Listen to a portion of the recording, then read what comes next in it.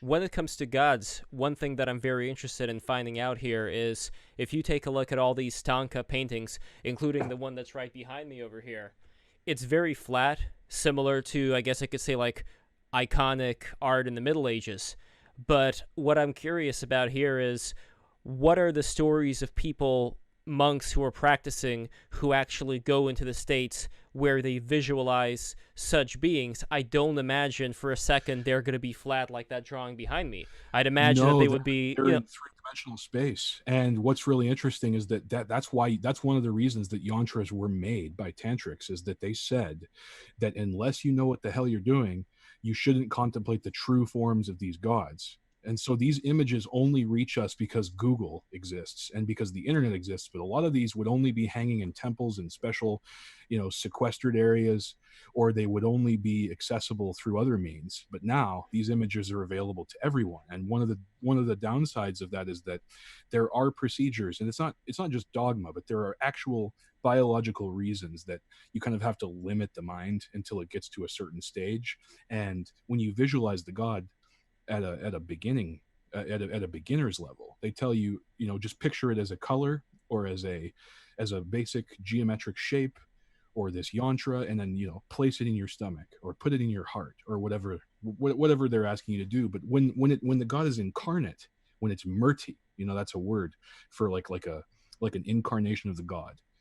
When it takes its true form, whether that's a statue or a piece of art or whatever, it can it can be as effulgent as the sun, is the word that they use a lot of the times. It can be so bright that it removes your vision, that it kills you, that it cuts your head off, that it takes away some power from you, or it just changes the dynamic of your life, reverses your fortune.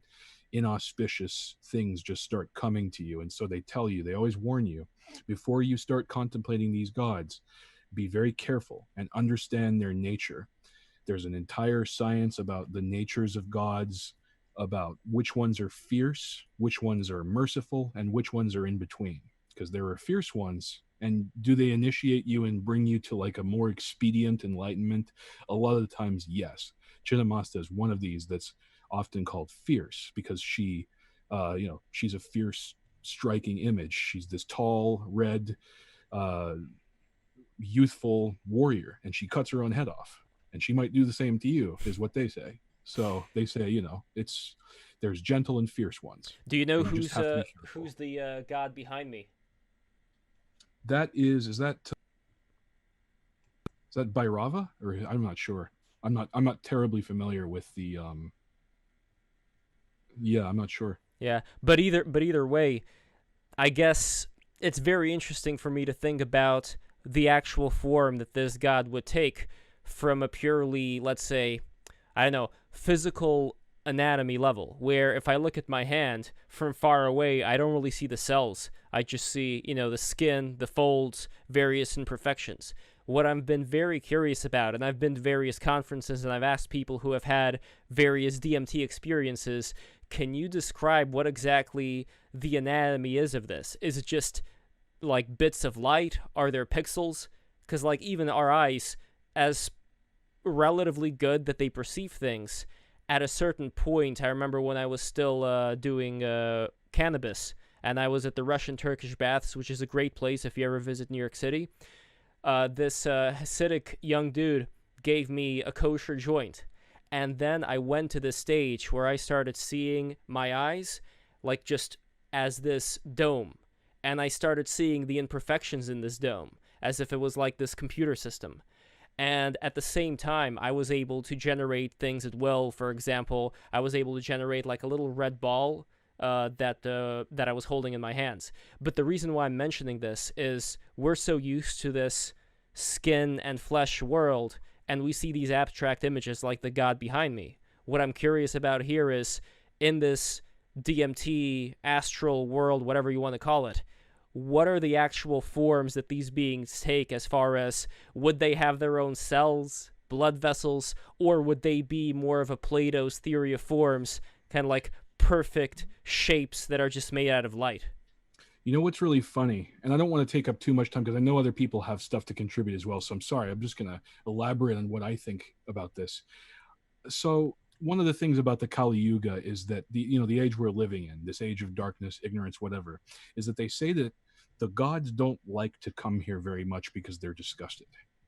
And when they do show up, it's a rare event, and they don't show up in their full incarnation. They're not walking amongst us, but they're in everything at the same time. Because I think the perspective that it all I think that Tantra is just animism. I think that it's just animism brought forward into the future with Vedic, with Dharmic science as an abstraction. I think that's all it is. I think it's just animism.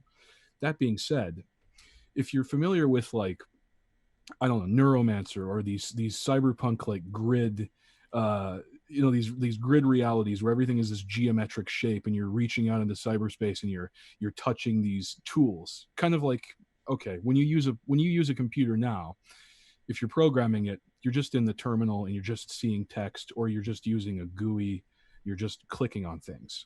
But when you're dealing with these gods, I like to think of them as these geometric shapes, as these colors, or as these procedures, these subroutines that are happening in this grid space, because that kind of makes it easy to understand. Oh, this force is something that removes files from the universe. This is Bhairava. He destroys sinners, or he destroys people that are trying to access something that's way above what they should have. Or you have these basic, it's really easy to understand in this kind of age when you pitch it to people that way, that there are these machines, these forces that have specific roles in nature, and maybe one of them makes you get into a car accident if you do something. You know what I mean? Like, maybe there's this god, and it lives inside of a mountain, and it kills you in a car accident because you were trying to pursue something that is not in alignment with your dharma, or not in alignment with someone else's dharma, or maybe you're just unfortunate. And so I like to think of them as these abstract forces. If I visualize them in their actual body, not only am I spending more energy in my brain to kind of like hold this image in my mind, but I'm also allowing them to manifest in their most terrifying form in my mind. And that carries, I think that actually does carry a risk, and I think that there's a reason that they wrote that down. I think that visualizing all of these fierce entities with all of their weapons, with their tongues sticking out, standing on a corpse, crushing skulls beneath their feet. I think that that's something that you should reserve for something intense. But I don't know. Every day, sometimes I visualize them as a flower, or as the color red, or color purple. I like that idea. There is also something to, let's say, the process of sigils, where you have these strange looking shapes, lines with points at the end of them. And like I was saying before, in the meditation process that I go through, there is a third eye area in the middle. There is a periphery that's spinning around, like light spinning around. And there is room right in the central area for shapes to emanate out of. And those shapes take the forms of lines and circles, and like an interplay between those two, like the DNA helix we just talked about. And I'm very interested in the concept of angels or demons being associated with these sigils, which is almost like freezing in place a certain position where there would be a ray of light, connecting it to another one and connecting it to another one, and all of a sudden it forms this very simple shape, which nonetheless seems to have some kind of significance. So I was wondering if Yeah. you or anybody else would be able to touch on what exactly is going on here with these sigils. If someone else has something to say, I'll happily let them say whatever they want. But I'm just going to put in one little connection here, is that the last shamanic tradition in Europe. So the last shamanic tradition that we know of in Europe that was extant with an unbroken lineage was in Iceland in the 1700s, and that was the last living European shaman in Europe. And he and many others were forced converted, or killed, or prosecuted, and we have very little left of what you would call a European tantra, a Western tantra. But we do have some, and one of those interesting things with sigilry is that we have the helm of awe, and we have these Nordic symbols and these runes that we know that people inscribed on things to give them qualities, or to protect cattle, or they would put on a helmet and say, okay, this is going to make me win against my enemy, or this will terrify the enemy into submission. And so it's funny because sigils as being associated with entities and angels, it makes perfect sense when you think about an entity or an angel serving some kind of role within nature. Like the angels, a lot of what they do, I think that they kind of keep magic corralled, and they kind of keep humans corralled. They kind of stop people from doing things and from going too far.